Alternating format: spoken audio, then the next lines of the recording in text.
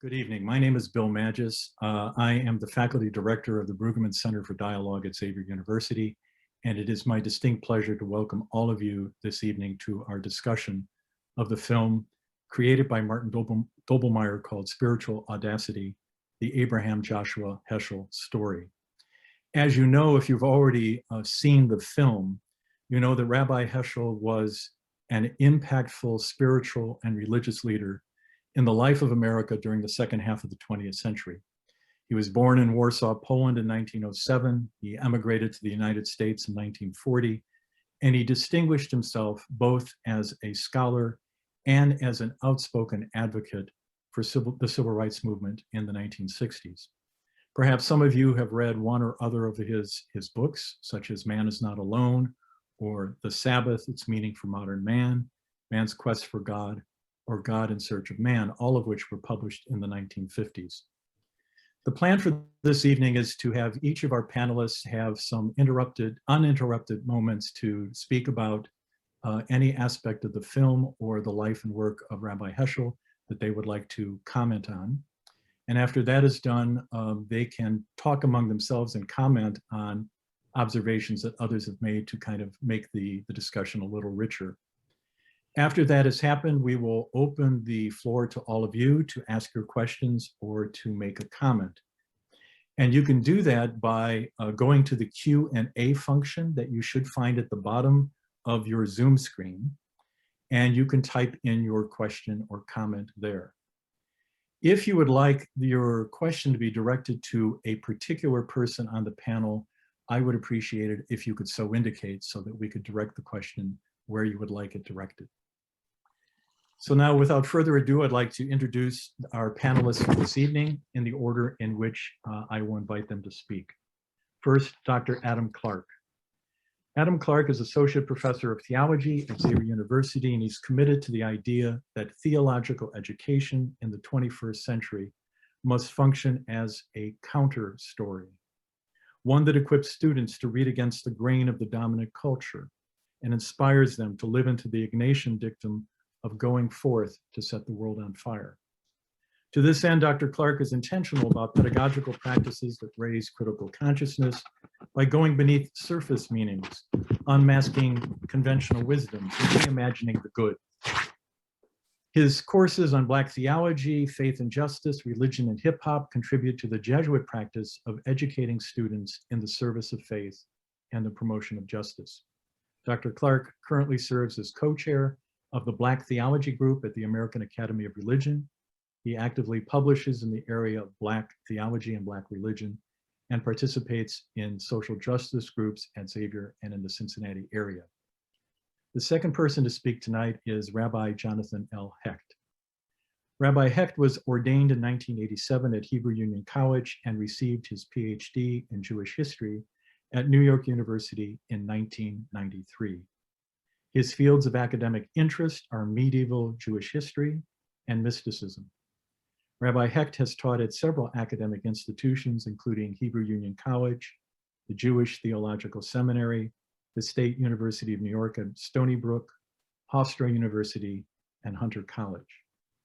Active in Jewish camping and youth work, community organizing, innovation, and congregational system design, Rabbi Hecht served as a chaplain in the New York Air National Guard for 10 years and as a congregational rabbi for 25 years prior to coming to Hebrew Union College to become dean of its Cincinnati campus.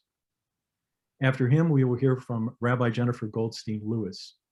Rabbi Lewis is the Interfaith Program Director and Jewish chaplain at the Dorothy Day Center for Faith and Justice here at Xavier. Ordained in the Reform movement of Judaism, Rabbi Lewis identifies as a Jewish pluralist. She has training in clinical pastoral education and served as a community-based rabbi and chaplain before joining the Center for Faith and Justice. She is a member of Neshama Association of Jewish Chaplains, the Central Conference of American Rabbis, the Greater Cincinnati Board of Rabbis, and the Women's Interfaith Network of Cincinnati Suburbs. And then we have Brother Al Mascia. Brother Al is a solemnly professed Franciscan friar and a member of the Cincinnati-based Franciscan province of St. John the Baptist. He holds master's degrees from Catholic Theological Union, and Western Theological Seminary, as well as a doctorate from the Chicago Theological Seminary. He is co-founder of the Song and Spirit Institute for Peace, a Detroit-based charitable organization promoting interfaith relations through prayer, study, music, art, and community service. He is also host of The Fireplace on YouTube. And last, but certainly not least, is Martin Doblemeyer. Mr. Doblemeyer is the founder and president of Journey Films, a television and film production group based in Alexandria, Virginia, specializing in documentary films on topics of religion, faith, and spirituality. He has degrees in religious studies, broadcast journalism, and 3 honorary degrees for his film work. Since 1985, he has produced 35 films, so it's a film a year, all airing on PBS stations that have earned him 3 regional Emmy Awards. His latest film on Abraham Heschel is part of a series of profiles on major religious figures from the past century and will begin airing on PBS stations next month. His films explore how belief can lead individuals to extraordinary acts, how spirituality creates and sustains communities, and how faith is lived in extraordinary ways. So we have assembled, I think, a really distinguished panel to discuss the work of Rabbi Heschel this evening. So now I'd like to turn to Dr. Clark and ask him a question that really will be quite similar for all of our panelists, and that is this: is there a specific theme, idea, or action by Rabbi Heschel in the film, or that you know of from his life that you would comment on? Is there anything in particular that really resonated with you? Dr. Clark. Thank you, Bill, and thank you, Martin. This is the film I was looking for about 20, 30 years ago when I first heard the name Abraham Joshua Heschel. And before I get to the specific question, what I'd like to just mention is that when I first heard the name Abraham Joshua Heschel, I was at Union Theological Seminary, which is right across the street from JTS, where Rabbi Heschel actually taught. And then after I moved from grad school, I came to Cincinnati. And then as I was teaching at Xavier University, I started hearing that HUC was the institution that brought him in. So when I started learning all that, I said, hey, there's something here. I should study this man. So I had a course called Faith and Justice. And I used a lot of figures when I was teaching about the prophetic tradition. And I heard Cornel West always talking about Abraham Joshua Heschel. I would hear the name and didn't really have any type of content to put with that. So I started studying him and I just started, this guy is amazing. I mean, it was amazing about his definition of the prophetic. So I started using him in my courses and students really responded very favorably. What I want to do in my time here is just share my screen about a PowerPoint that I have that I share with my students about the relationship between Abraham Joshua Heschel and Martin Luther King Jr.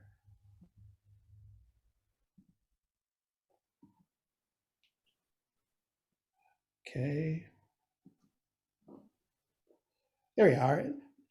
And this was actually in the film. I'm going to go into a little more detail that it's in the film, but to just set this up, I'm looking at the way the biblical story of Exodus is being read and reinterpreted in the modern era. And I start with King, and I talk about the African-American tradition and how Exodus is one of the most quoted scriptures in African-American history. And then I go to Heschel as a way to talk about a dialogue between the African-American interpretation and Heschel's interpretation of the Exodus story. And I begin with the Conference on Religion and Race in 1963. Ironically, in 1963, that is the same year which King delivered the I Have a Dream speech. So it's a known period. And here's his precise words. And I'll read it through to you. Friends, at the first Conference on Religion and Race, the main participants were Pharaoh and Moses. And Moses' words were, "Thus says the Lord, the God of Israel, let my people go." While Pharaoh retorted, "Who is the Lord that I should heed his voice and let Israel go?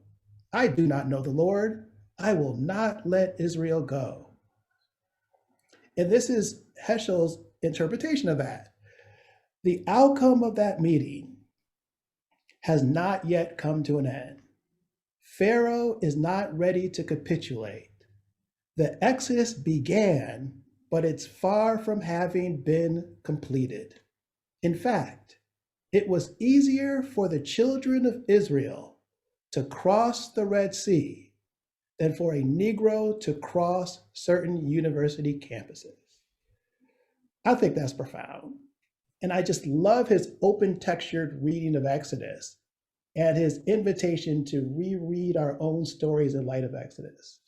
Now, I know that's not, that's not new to the Jewish tradition, but that's very new to a lot of Christians. They especially some of my more literalist students. So just looking at the way he's talking about Exodus in the immediacy of the racial conflict of the 1960s, I thought was sharp and very incisive. And continue in terms of the same conference. And this, for those of you who've seen the film, was mentioned in the film. And I'm just going into a bit more detail here. But he looked at the terms religion and race, and he's puzzled. He's like, how can the two be uttered together? Religion is about unity. It's uniting. It's bringing together what lies apart. Race is the opposite. It's to dismember. It's to divide. And then he says this powerful thing right here. And racism is worse than idolatry. Racism is Satanism. Racism is Satanism, an unmitigated evil. And then he comes back and kind of inquires about the name of the conference.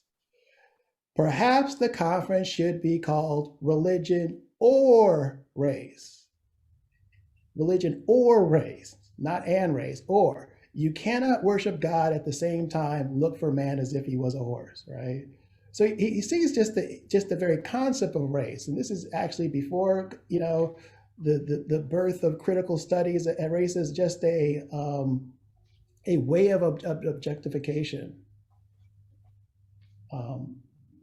And just to continue, and those of you who do diversity work at your institutions or in your workplace, I think this is a great diversity document right here. It is not enough for us to exhort the government. What we must do is set an example, not merely to acknowledge the Negro, but to welcome him, not grudgingly, but joyously, to take delight in enabling him to enjoy what is due him. We are all pharaohs or slaves of Pharaoh. It is sad to be a slave of Pharaoh. It is horrible to be a Pharaoh. And last one here. Shortly before he died, he talks about the Deuteronomy text. Moses spoke before his people. I call heaven and earth to witness against you this day. I have put before you life and death, blessing and curses. Choose life.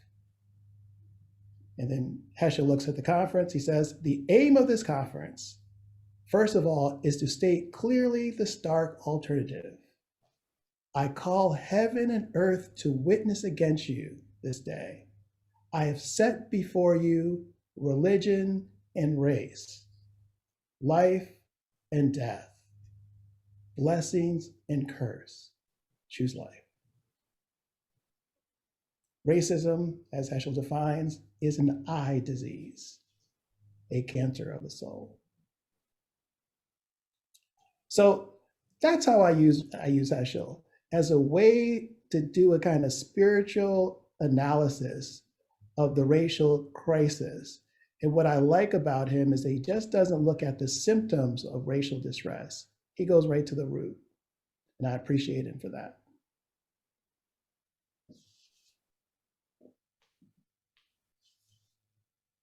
Thank you, Adam. I'd like now to turn to Rabbi Hecht, The film talks about Rabbi Heschel's emigration to the United States in 1940. And I was wondering if you could elaborate a little bit, especially about Rabbi Heschel's connection to Cincinnati and to Hebrew Union College. Yeah, thank you. First of all, thank you for inviting me to participate. Martin, thank you for a truly wonderful, powerful film and keeping Dr. Heschel's legacy alive. And Adam, amazing presentation. And thank you for focusing us so much on the connection between Martin Luther King and Abraham Joshua Heschel. And, both that Rabbi Heschel's involvement in civil rights was an extremely important piece of his work and his life, as was his opposition to the war in Vietnam, to his fight for the lives of Soviet Jewry. But I think it's as Bill kind of asked me to reflect a little bit on what is the connection between Abraham Joshua Heschel and Cincinnati, because there was a very important piece. He spent 5 years of his life here in Cincinnati teaching at the Hebrew Union College. And it's not just a passing thing. He held in his hand sometime in 1938-39 a letter from Hebrew Union College that essentially saved his life. And he never forgot that connection, and he had a love for Cincinnati and for Hebrew Union College because of that for his entire life. Julius Morgenstern, who was the president of Hebrew Union College, was a very interesting person, knowing the threat that European Jewry was facing as the Nazis were rising. He set about a task to try to save as many Jewish scholars and Jewish students as possible that he could bring to this country. He invited what he called the college in exile to bring over a number of scholars who taught in PhDs who were teaching Jewish studies and in the seminaries in Europe. And were it not for his tireless work, these individuals, and in many cases, many of their family, would not have survived. In Dr. Heschel's case, he was able to get Dr. Heschel out, but sadly, Dr. Heschel's mother and sisters did perish during the Holocaust. Heschel had a very interesting history. He came here on 21 March 1940 is when he arrived in New York City, disembarking from the Lancastria, a ship that later got turned into a troop ship. He escaped 3 times. He escaped almost certain death, or at least certainly danger in his life. As a Polish citizen, he went from Warsaw to Germany to do his PhD in Berlin, and ended up teaching at the Hochschule, the school for the Wissenschaft des Judentum, which is the scientific study of Judaism. It was the liberal seminary in Germany. And as a Polish citizen teaching there, he was expelled from Germany literally 1 week prior to Kristallnacht. So he missed being in Germany during Kristallnacht in 1938. He got to Warsaw, and from there, that's when he received notification and word from Hebrew Union College that there was an attempt to help him get that visa. And you could not get a visa. There was severe restrictions unless you had a position and you had to prove that you had taught. There was a number of restrictions, very difficult to get a visa. He heard that it was easier to get a visa from England. So he left Warsaw and went to England in order to try his luck at getting that visa. That was literally 6 weeks before the Nazi invasion of Poland, which began World War II. So he missed the Nazi invasion of Poland by getting to England. And then he was able to eventually get that very important number within the quota. He was able to get here to teach at Hebrew Union College, disembarked from that Lancastria, and along with 360 other German refugees. The ship had 480 people on it. 10 weeks later, that ship had been repurposed into a troop ship, and 10 weeks later it was sunk by the German and Italian military forces, and 2,500 people lost their lives who were on that ship. So he really, this is a very intense period in history and a very dangerous period. So he ended up coming here and spent 5 years on the faculty at Hebrew Union College as a lecturer in medieval Jewish philosophy. And he had a very, very important connection to there was a German Jewish community here. So he was able to fit in with the German Jewish community. At Hebrew Union College, he found a really important library here where he was able to study. What he didn't find was the worship and the practice that he was more used to in Europe. He was the descendant of an important Hasidic line, and he was personally practicing kashrut and the Sabbath and prayer in a way that did not really fit in with the kinds of practices that the students were having at Hebrew Union College. But while he was here, he also made connections to the conservative and to the Orthodox communities here. And he met his wife, Sylvia Strauss, in the home of Dr. Jacob Rader Marcus. She was a concert pianist, and she gave a concert in his home. So Dr. Marcus, of course, who is the founder of the American Jewish Archives and a member of the faculty at Hebrew Union College. You can see that there were a lot of connections, and Cincinnati did play an important role in his life. And I think I'll leave it there at this point. I have a lot more to say about his theology, but we can return to that. Thank you, Rabbi Hecht. Rabbi Lewis, would you like to talk about an idea, theme, or something that struck you about Rabbi Heschel's life or what you've seen in the film? Thank you, Dr. Madges, and thank you, Dr. Clark, for inviting me to be part of this panel. It's so exciting to be here with also with Rabbi Hecht and Brother Al, and of course our director, Martin Doblemeyer, who also just did such a wonderful documentary on Dorothy Day. So, you know, I work as an interfaith program director at the Dorothy Day Center for Faith and Justice at Xavier.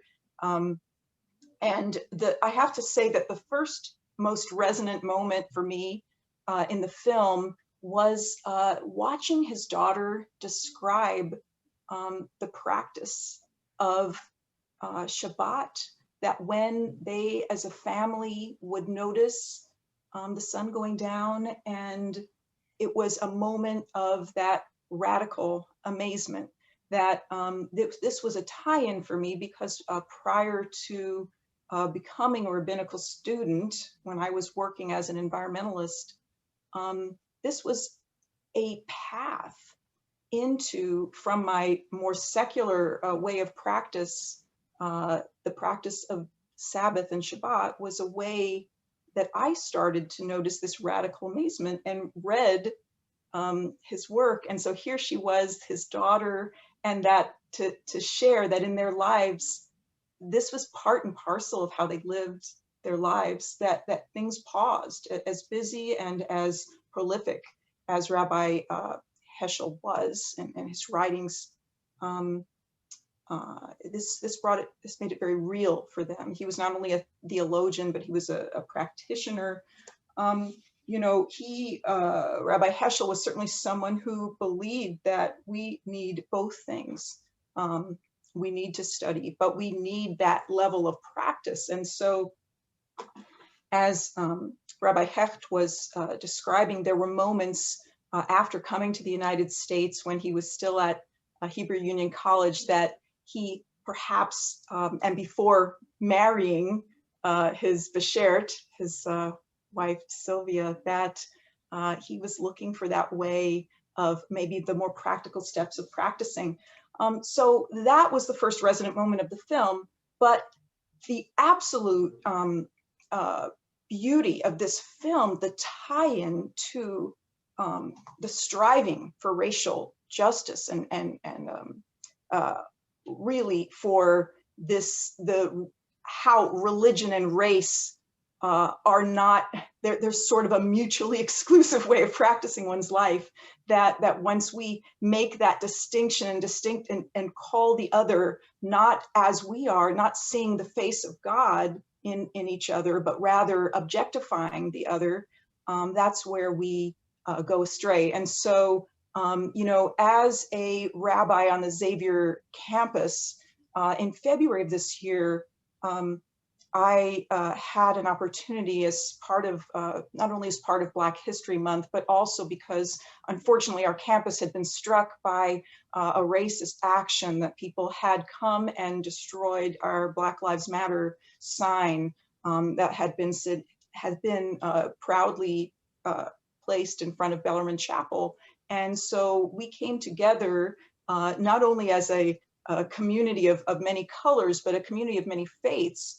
Not only Bellarmine and the Catholic clergy on campus, but also representatives of, you know, the Jewish community, the Muslim community, the Protestant communities. And we came together to stand up. And when in that moment, I drew from Rabbi Heschel and his statements about the evilness of racism. Racism is man's gravest threat to man, the maximum of hatred for the minimum of reason. And Rabbi Heschel drew from our rich rabbinic tradition to really elaborate why, from a theological perspective, racism and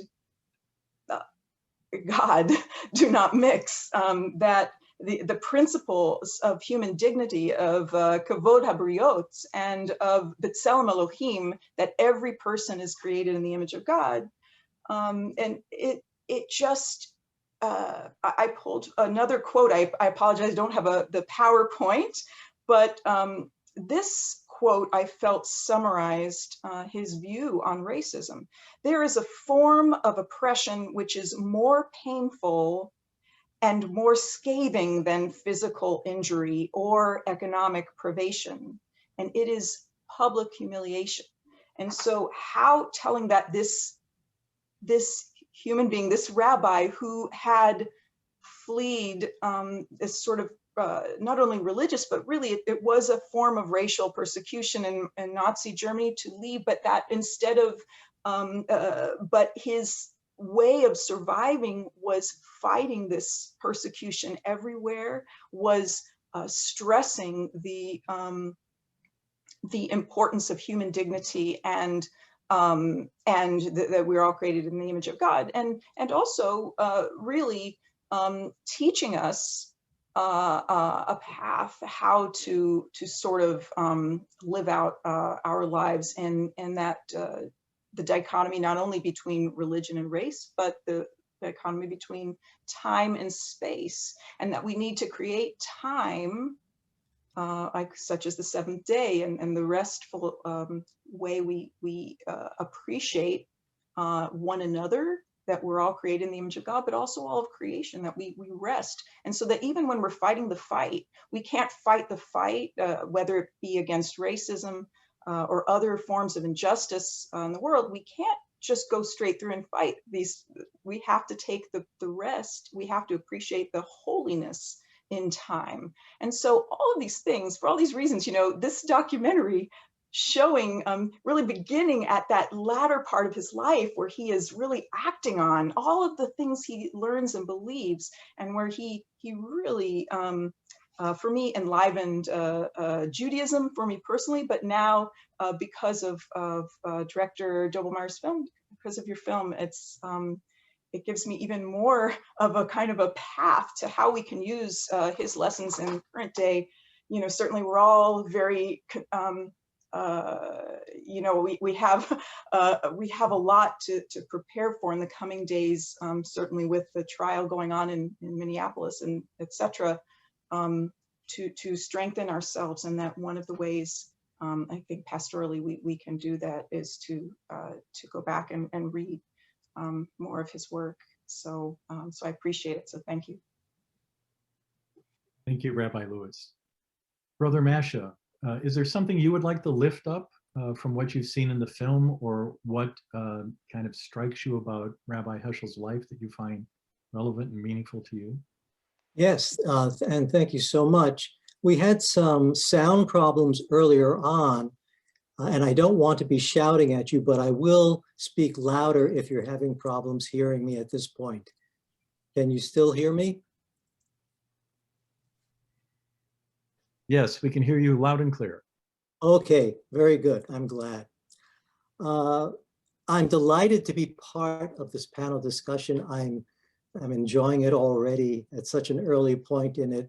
And I want to thank you, Martin, for creating a wonderful film, a timely film, an inspiring film. It would be compelling for me to watch it at any time, but especially right now with everything that is going on in our country, in our culture, society, and in the world. It's especially timely and worth even more consideration and study. And I think that we could probably spend an entire Zoom conference discussing Heschel's philosophy, theology, and anthropology as means of healing the division that is existing in our country right now. I mean, that just became so apparent to me as I watched the film a couple of times and started to refresh my memory on some of his writings and interviews. But to keep it simple, there really are three basic categories that stand out for me personally. One certainly has to do with Heschel's influence, the influence that Heschel had on the Roman Catholic Church. The second one is how Heschel was able to address and respond and give authentic answers to some of the most difficult theological and human questions that we grapple with, like theodicy and prayer. And thirdly, another very important aspect is the similarities and the great relationship that I see exists between the priorities of Heschel and the priorities of the founder of my religious order, St. Francis of Assisi. I could go on and on about that as well. But let me choose the first category, his influence in the Catholic Church. And the film portrayed that, of course. And most of us would be familiar with how he had strong influence in the drafting of the Second Vatican Council document, Nostra Aetate, and how the Catholic Church is to imagine itself in the new age dealing with non-Christian religions. And in particular, he focused, of course, with the Catholic Church on the Catholic Church's relationship with the Jews. And I know that that was a very challenging time for him. He was placed in a position where he had to declare quite transparently and boldly that if he had a choice to convert or go to Auschwitz, he would go to Auschwitz. That's how much he loved being a Jew. But he was also interested and loved the notion that God wills, in his opinion, that there be a pluralism of religion. He understood that we are working together with one another, hand in hand, not just as independent, self-interested parties, albeit religions or denominations or faiths. We do have to work together. And while he was receiving some flack about flying over to Rome to work with a German cardinal, in particular, Cardinal Bea, that some people were wondering about his authenticity or his value as a dialogue partner with Heschel, he was able to really inform the drafting, the writing, the promulgation, and the development of an extremely important document, Nostra Aetate, and was very successful in excising any of the parts of Catholic evangelization that would ever include proselytizing Jews or expecting or hoping or praying for the conversion of Jews. He was successful, working with Cardinal Bea, of course, in accomplishing that. Now, that would be enough for one person to do, I think, in interfaith relations, since we're talking Judaism and Catholicism at that time. But due to that document and his influence in it, that continued on to influence other aspects of Catholic social teachings and thought. And so on the 50th anniversary of Nostra Aetate, there was another document that St. Francis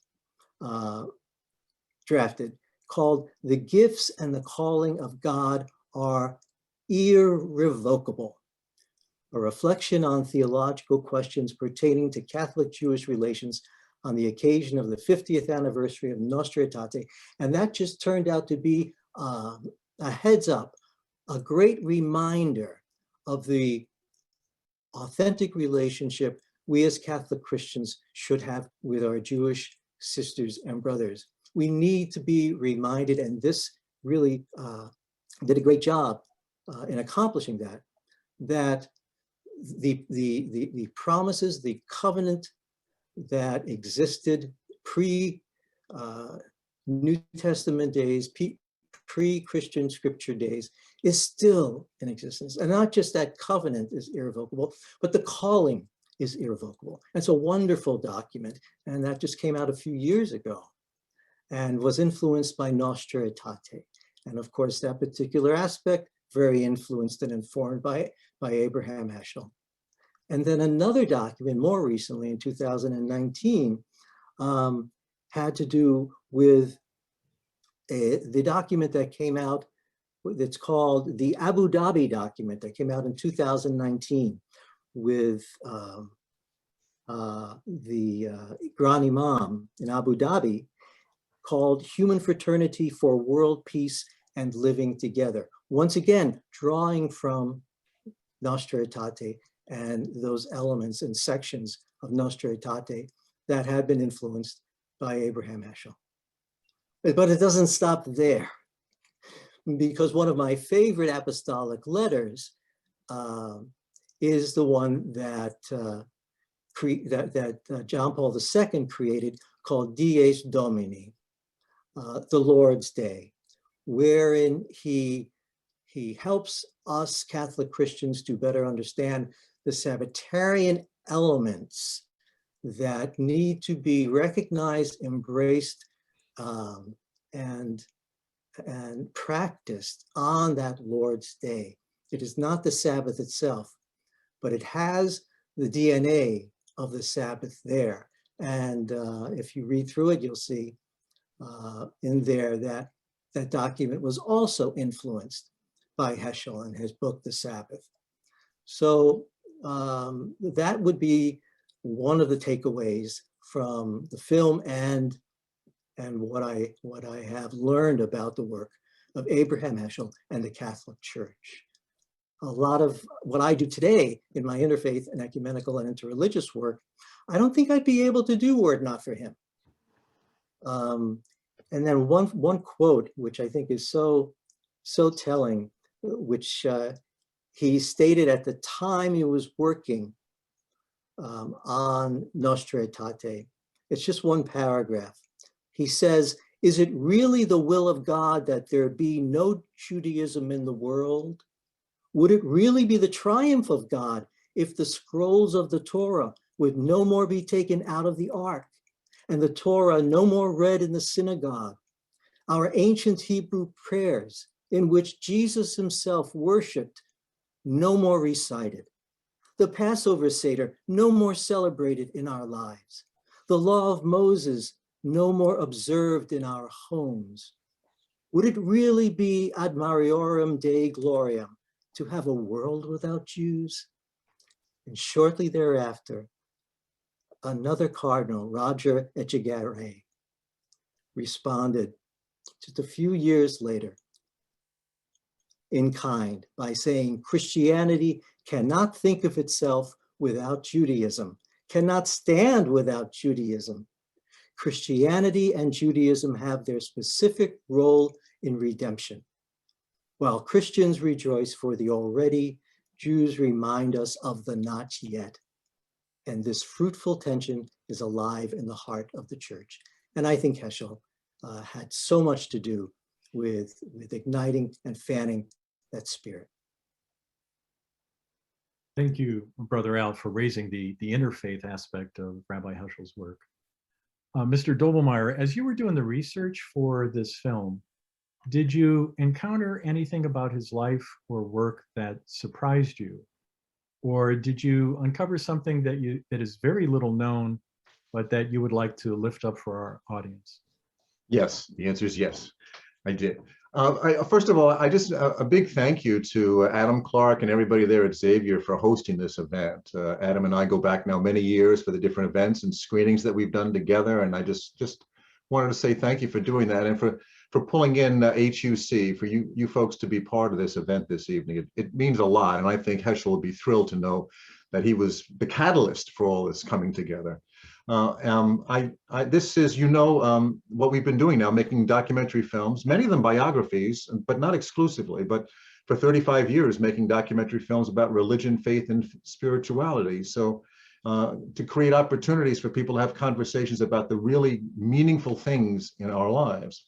And Heschel certainly does that. And he's part of a series of films that we're doing that we call Prophetic Voices. 4 main characters, Reinhold Niebuhr, Howard Thurman, Dorothy Day, and now the last one is Abraham Joshua Heschel.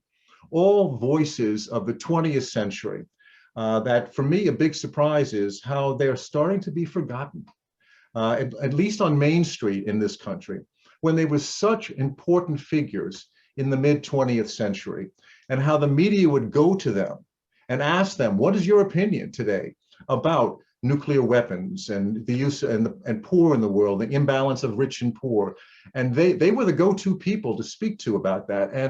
And the sad thing is that when I went in to make the presentation to public television to say, I want to do a film on these people, and I really want to do a film on Abraham Joshua Heschel, they actually had to go and do research and figure out who this was and to understand who this character was.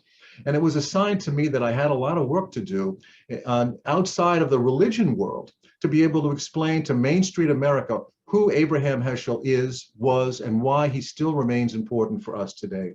And what I think is so beautiful about many of your presentations this evening, you're quoting Abraham Heschel. You've got your lines already figured out that you want to bring to this evening to speak about. And I'm reminded of a conversation I had just 2 weeks ago with Susanna Heschel. And she said she remembered so clearly that she came home one night and she asked her father, how was your day? And he said to her, I spent the whole day, but I wrote one good sentence. One good sentence.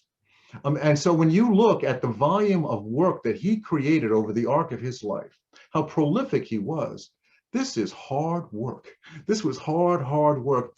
And today we're the beneficiaries of the effort that he put forward to write, in often cases his 4th language, to write these seminal books that still remain with us today.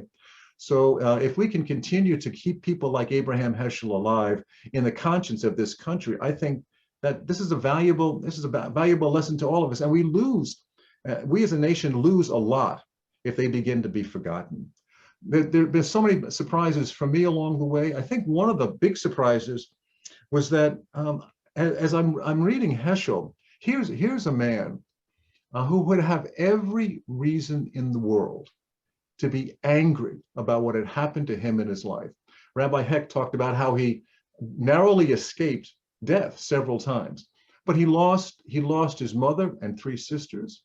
He lost his profession. He lost his home. He had to transplant himself out of his home country to come to this country. And yet when you read the work that he created in the 50s and the 60s in particular, you don't see anger. You don't see real anger and vengeance in his writings. You see a man who's constantly filled with hope and possibilities about what humanity can do. And he's always taking, what I find so fascinating about Heschel, as I was thinking about this, as I was reading I was rereading some of the prophets again, and thinking about how comfortable he is interpreting for us God's view of us. We're always on our knees praying to God, but that's from us to God. But what Heschel does magnificently is interpret God looking down at us, looking to us. And I think that's one of his greatest gifts. And time again, I've just been fascinated by his ability to sort of transport us into the viewpoint of us from God. And that, I think, was a surprise to me as I began to sort of reread the material again in preparation for this. So I think that my hope is that as the film begins to air now on National Public Television next month, it's coming out for Jewish American Heritage Month, and we held it particularly from May so that it could coincide with Jewish American Heritage Month. We hope that there's going to be an opportunity to have a bit of a renaissance of interest in Heschel, because I think it's long overdue.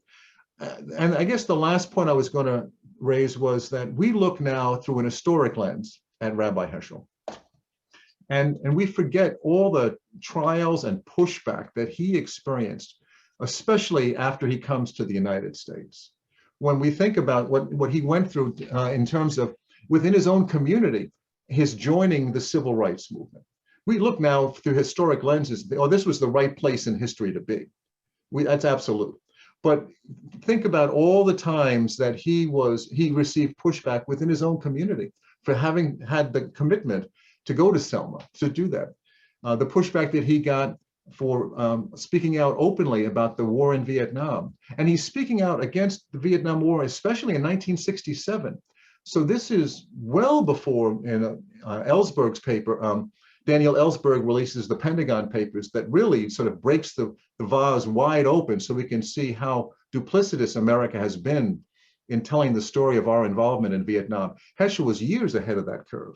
He understood what was going on. He had insight into what was happening there. And yet he still, despite the fact that he received such pushback in doing this, had the commitment, had the courage to stand up and risk not only his personal safety, but also his professional safety, and stand up and say what he felt as though had to be said about the war in Vietnam. And I guess lastly, what I would offer would be, in having made these 4 films now, I'm sort of brought in full circle back to Reinhold Niebuhr.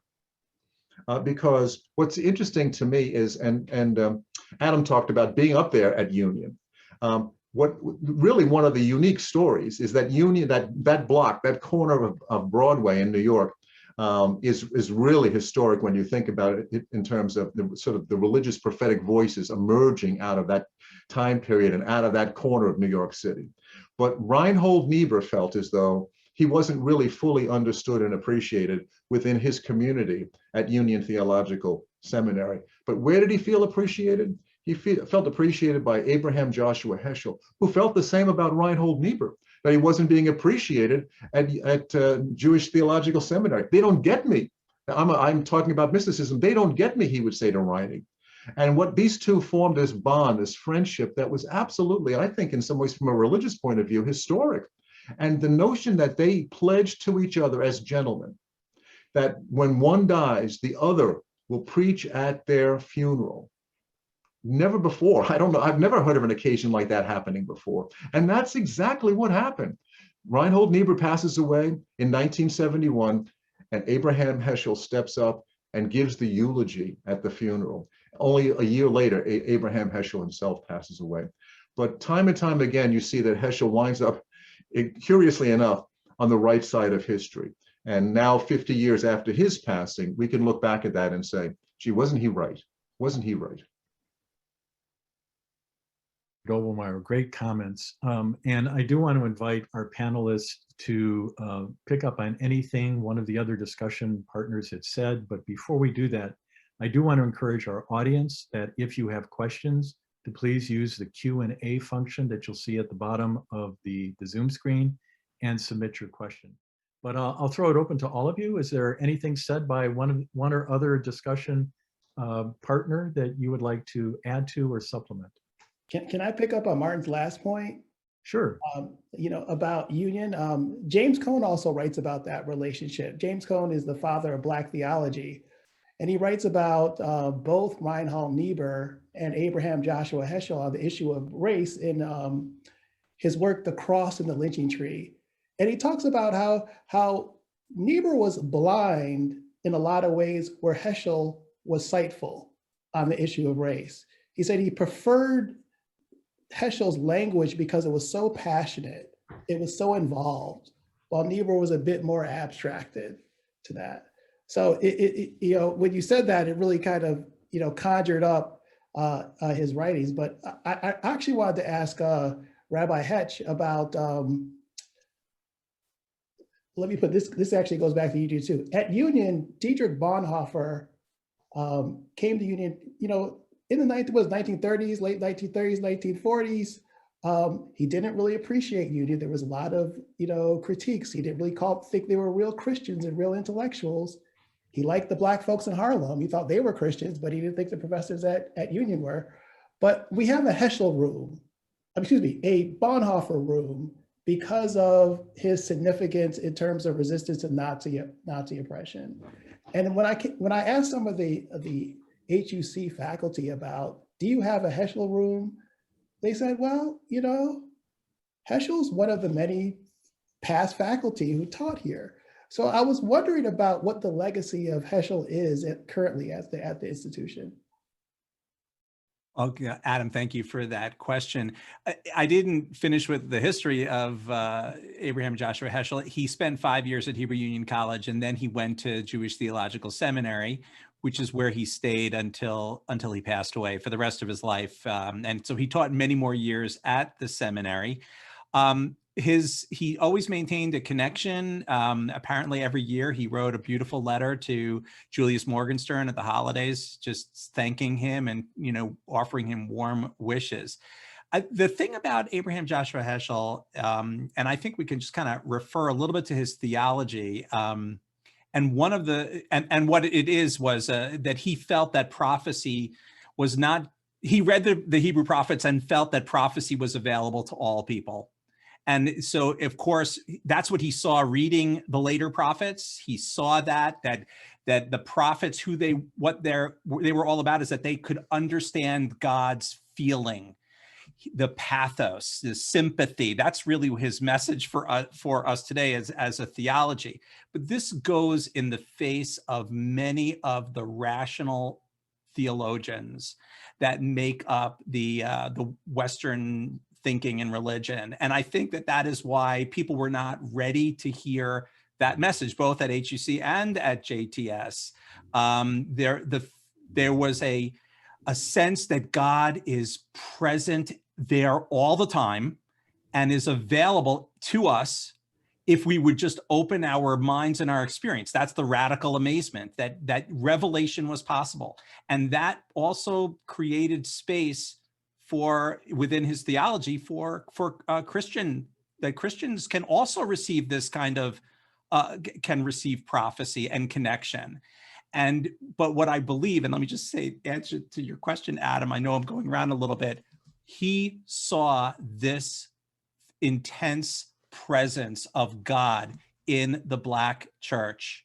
That was his experience from what I picked it up from the movie. I picked it up from my readings about him, is that he really felt the actual presence that God plays in the lives of believers. And it was very, very strongly pronounced with Martin Luther King Jr. and with so many other people, which is why he connected so powerfully to these Christian thinkers. And at the same time, teaching Jewish students who were, you know, not really that interested in Hasidism and the presence of God and that overflow. There are some who did feel that way, but let me just leave it at that. This is I think, the connection. So we at HUC, you come to Cincinnati, you can come and see, we have a wall of all of the former faculty members a memorial wall, and we do see Abraham Joshua Heschel's picture up there, sitting on the steps of the Herman Learning Center, and he's wearing a bow tie, which is why I'm wearing a bow tie for you guys tonight. Thank you. Others, any comments that you want to make, picking up on what one of your discussion partners have said?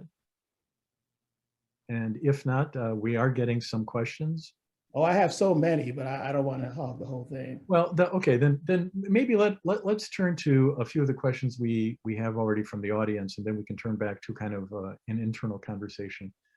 So one of our participants asked this question, and this is to everybody to think about. Who can you identify today as a prophet in the sense of Abraham Heschel, in his sense of prophet? Go ahead, Brother Al. Yes, I would have to say, and I struggled over that question as I was preparing for tonight. Who are those prophets? Who are the ones that actually bear the legacy of the ancient Hebrew prophets and live that way? I would have to say that really, one person is Pope Francis. I think his commitment to social justice, his openness to interfaith dialogue, his willingness to challenge and to speak truth to power, and the resistance that, unfortunately, he's getting from certain sectors of the Catholic society. The materials that he's creating and the transparency that he demonstrates when it comes to human suffering and peace and justice and integrity of creation issues. He's quite front and center. He's on the front lines, I think, not quite in the same way as Abraham Heschel was with Martin Luther King and Selma, but he does put himself out there, and he's willing to take the criticism and speak truth to cultural power. So that's one.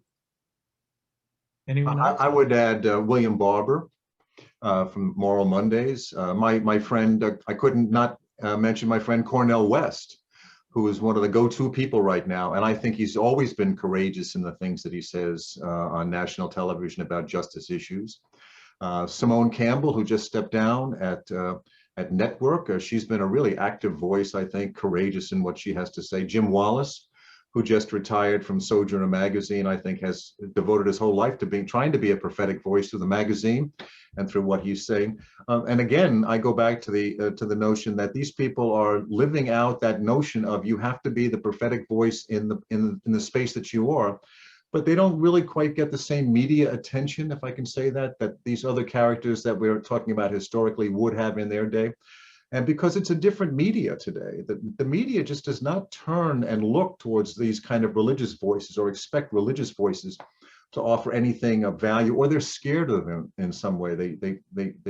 They're concerning to them. And so these people are doing wonderfully and courageous things, I think, but still don't get the attention that they deserve, because mostly I think because the media is a bit fearful of them. I would add that from the Jewish tradition, if we're looking for some people from the Reform movement, we've got to still have a very strong social justice bent. And David Saperstein, who ran the Reform Religious Action Center in Washington, which is now being run by Rabbi Jonah Pesner. And by the way, the Religious Action Center is where the Voting Rights Act was drafted in their offices. We still are trying to keep that legacy going. And let me turn then to another question. One of our participants asked this question, and this is a question for everybody, can someone provide a short summary of Abraham Heschel's attitude or approach to Christianity?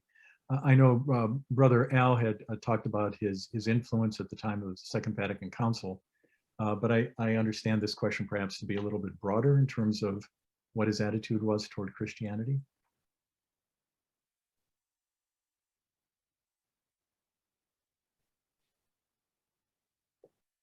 I can see people thinking. Well,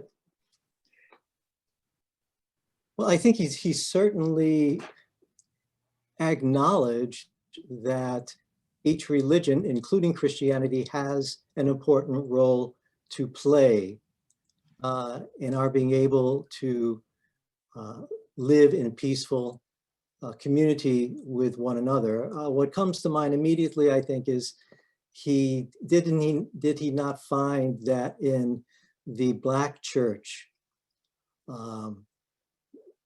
that the hope for the future of organized religion in general can find hope.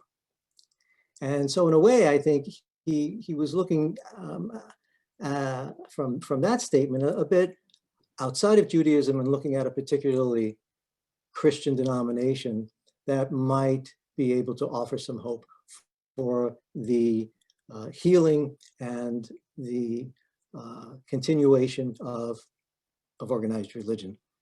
So I think that's one opinion. You know, I would just mention before that within his theology, he has room for all people to connect to the divine. If you were, you know, if you can open your sense up to that sense of radical amazement.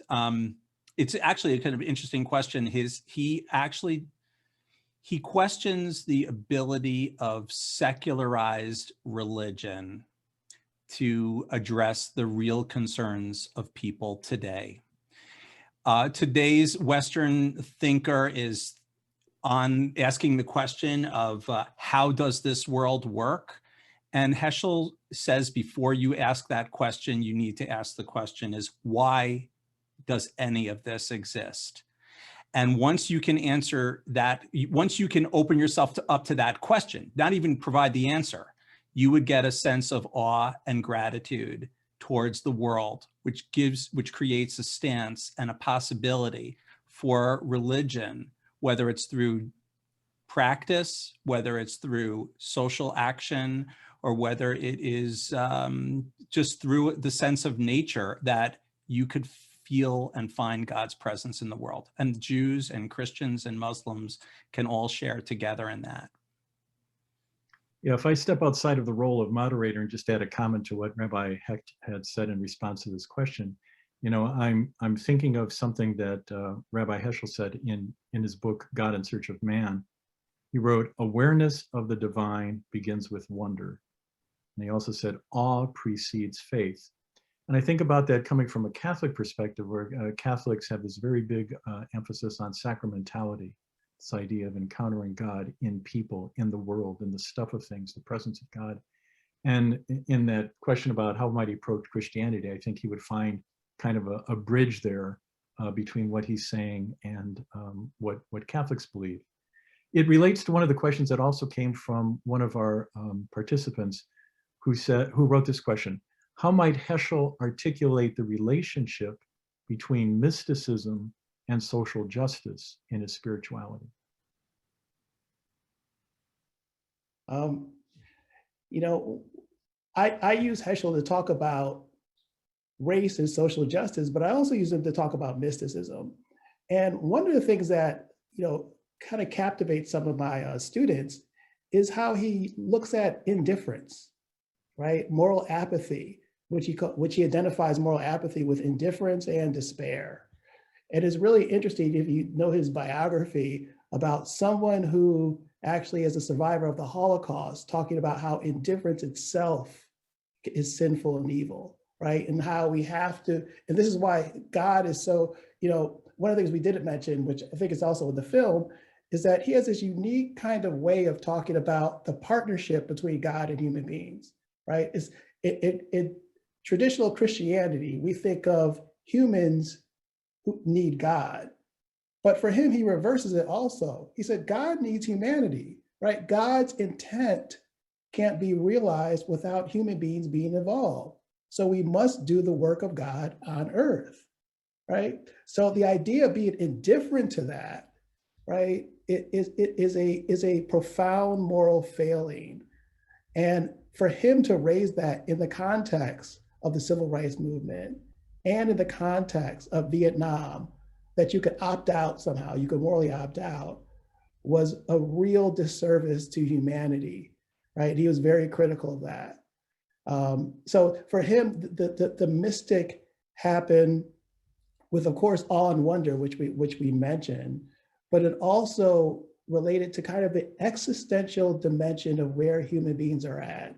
He would use language about how modernity, what was it like? There's kind of like a scab or a scar on the heart, that has to be released in order for us to feel the fullness of ourselves.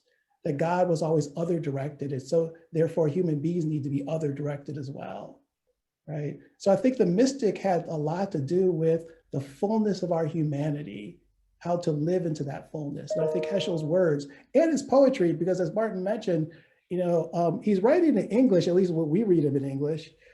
English was his fourth language. I don't think he learned English till he's like 29 years old, right? So if you look at some of his writings, it'll be interesting because he moves from the third person to the first person. He'll write and then he'll say, God, why are you doing this? And he'll have all these type of exhortations about, like, he's talking personally and intimately to God. And you could really feel that it's very palpable in his writings. And I think because he realized at a very intuitive level, in order to change hearts and minds, you just can't, go to the cognitive.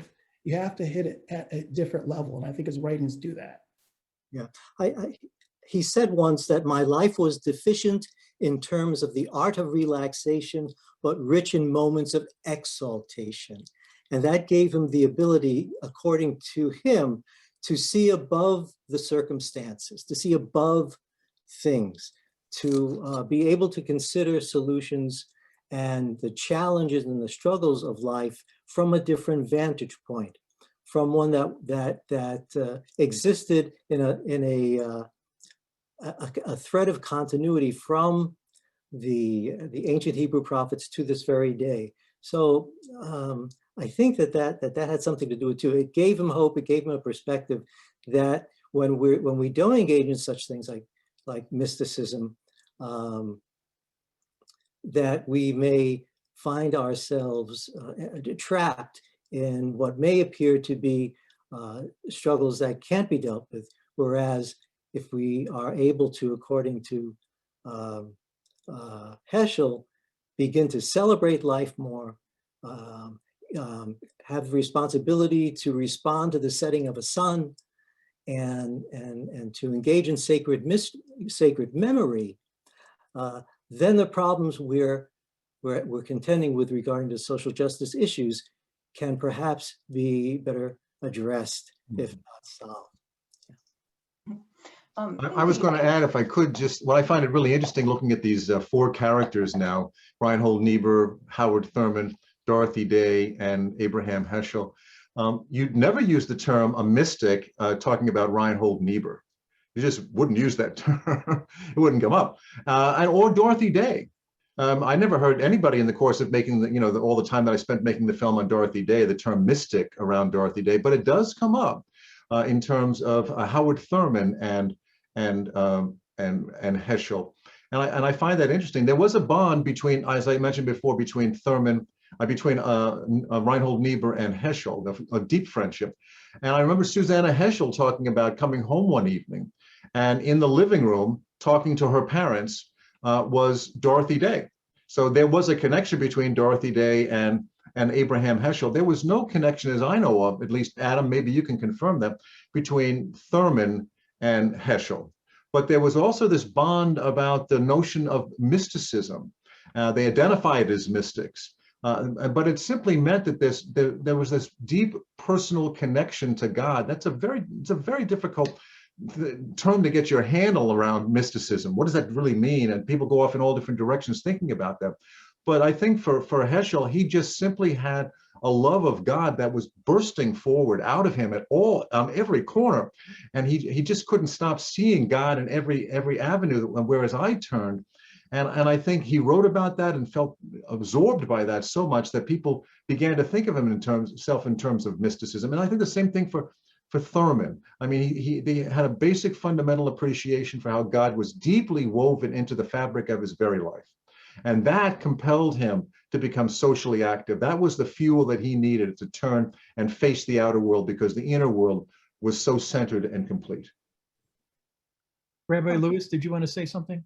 Yeah, I was going to say, it just seemed in some of the writings that I've read that because he feels that God is very personally offended when God sees suffering, and that God is moved by suffering, even when he's describing, the prophetic voice.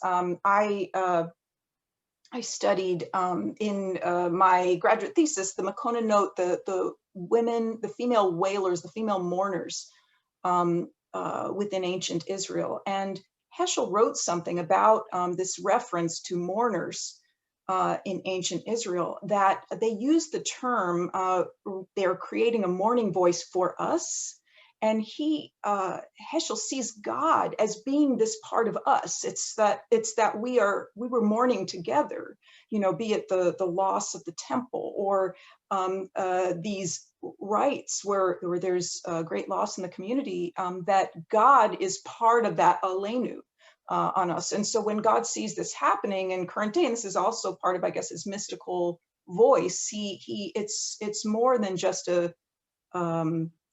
visceral reaction. He's connecting us. He's connecting the dots between the ancient texts and what he believes is a continuous partnership between God and man, and not in that God is not seeing God as a personification, but the emotionality of God. He is expressing as part and parcel of God's essence, and so I just found that was quite interesting.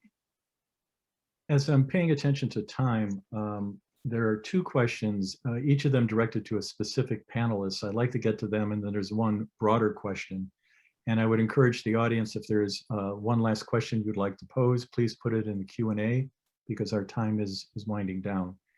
This question is directed toward Rabbi Hecht, but if others want to add onto it, I think that's perfectly fine. One of our viewers is reading the book Caste, which connects all forms of racism. And the question is, did Abraham Heschel speak out and work against anti-Semitism in the United States, right? So the film is very clear in terms of the work he was doing with regard to the civil rights movement. So did he also speak out and work against anti-Semitism? Well, I would have to say yes. First of all, I think that, and I'm really grateful for this question, and it made me think when I saw it in the chat, because I've read Caste also, and there is a profound racial problem in our country, structural racism. And what I found very interesting in reading the biographies of Heschel is that he saw that immediately upon coming to this country. Coming off of the boat in New York, he saw an African-American, a Black person, shining the shoes of a white man, and he found that a jarring experience, according to his biographer. When he got to Hebrew Union College had a very large group of people who were working in the kitchen and providing the food service at the college, who were all African American, and he also made a very close connection with the head of the dining room staff, who also happened to be a Black preacher. And I think that that's the point that I'm trying to make here, is that his idea of pathos, of understanding how others feel, and that would be a bridge towards understanding how God feels. So when you saw injustice, as Rabbi Lewis so beautifully articulated, when he saw injustice in the world, when he saw another person suffering, he understood that he had to act. He was compelled to act because that is what his faith demanded of him. And so he fought against anti-Semitism. The idea that the church was involved with missionizing and attempting to theologically eliminate the Jewish people, he viewed that as something that was anti-Jewish, not anti-Semitic like we had with the Nazis, but he fought against these ideas. The struggle for Soviet Jewry, which he was very, very involved in as well, to try to help free Jews who were suffering from anti-Semitism in the former Soviet Union. So I would say resoundingly yes, wherever he saw injustice, he was praying with his feet. He was compelled to act. Thank you. This question is for Mr. Doblemeyer, and the question is, what was the most difficult filmmaking challenge you faced with the project? Well, you can imagine in the course of making the film, we probably had 25, maybe 35 hours worth of interview material. So it's my job. It's my job to go through all of it. I do all the interviews and sit down with folks and cull all of that down. It's probably the first. That's the most difficult challenge. But I also want to say this is the first film for me out of 35. I've never produced a film during a pandemic, and I just want to say that we are just thankful to God that we got it done. Because just by the circumstances, we finished the last interview. I finished the last interview at the end of February. And it was my intention that I would sort of isolate myself. That's basically what I do. I take all the material and I go off. My wife said it's my quiet time. And I go off for about 2 months, 3 months, and I write the script, I produce the film.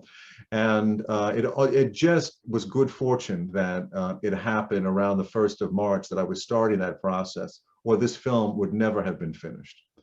And I know a lot of people right now, and thankfully we're not in that pack, who have half-finished films. And I can tell you there's nothing more useless than a half-finished film. There's nothing you can do with that. I mean, you're just in the middle of nowhere. And so a lot of people are waiting to get back out and do things. And we were just fortunate enough that we actually got it done. That was the biggest gift to us. And that's, I can't say how grateful I am for doing that. I think this will be our last question, and it's really for all of the panelists. So if Rabbi Heschel were alive today, what do you think is the most important thing he would have to say to American citizens in this time?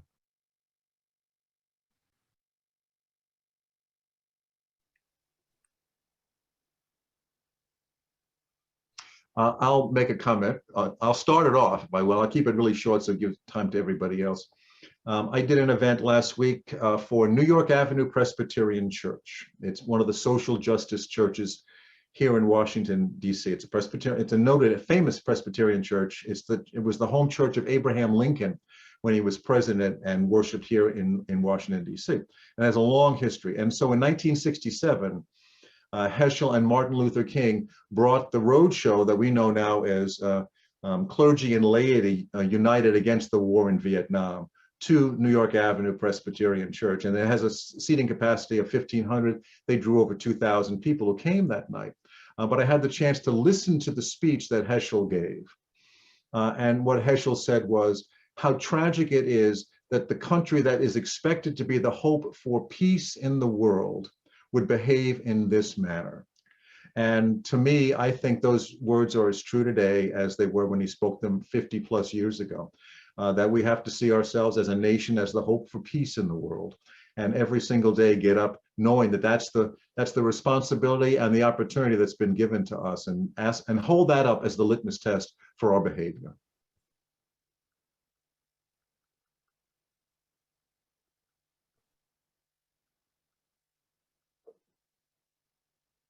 I would say that Abraham Joshua Heschel would indicate to us, or would urge us, to open ourselves up to the joys of our own lives, to be grateful for what we see around us, and at the same time to be aware of the suffering of others, and then be willing to act in order to change that.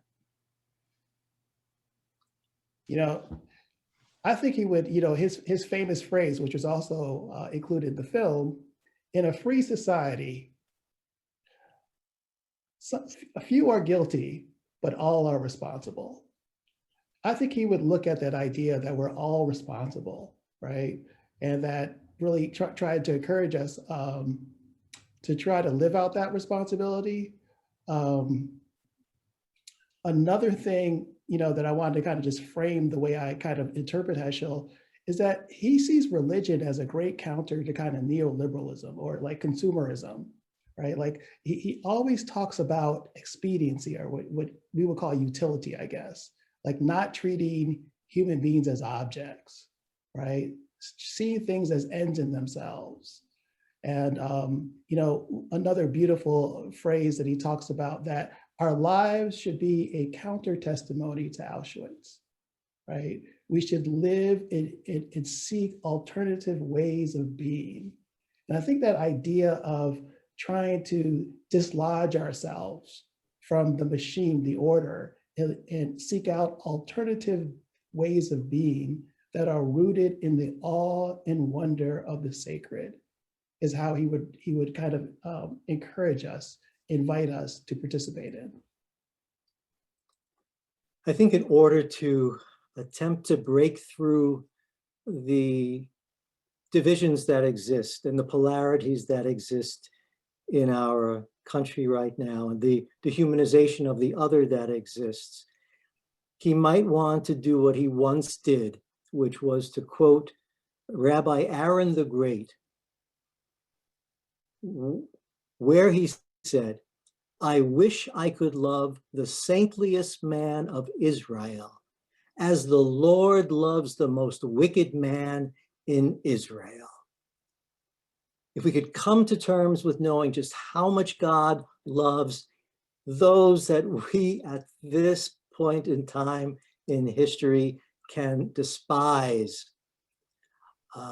might help to temper a lot of that.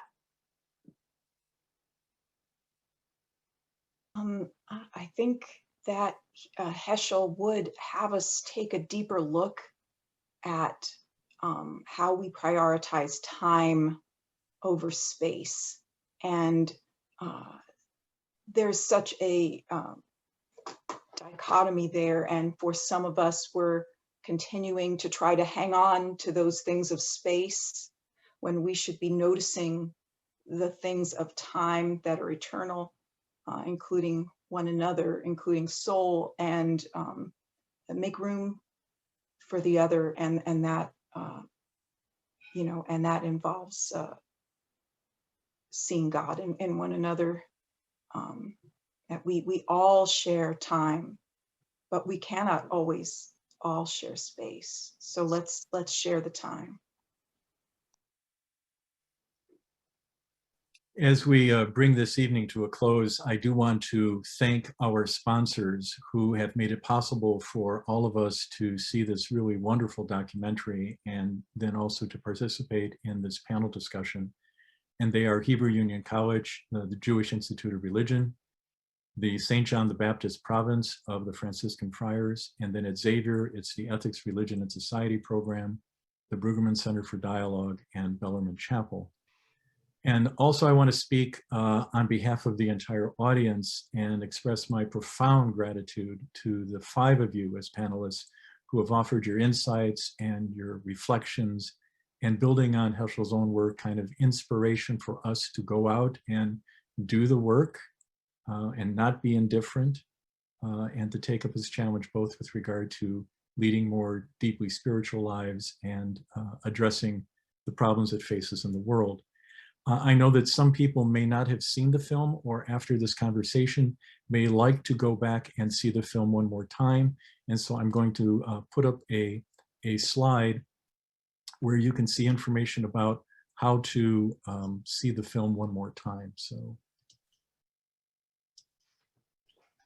So the film, thanks to the generosity of Mr. Doblemeyer, will be available to those of you who have registered. Use the link that you have, or go right to this link here, and you'll be able to watch the film again through tomorrow evening.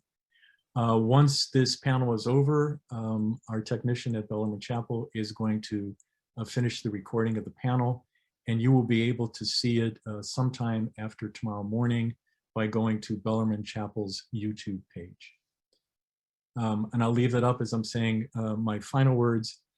To all of those of you who took time out to join us for reflections on the life and work of Rabbi Heschel, I say thank you to you, and I wish all of you good health and Godspeed.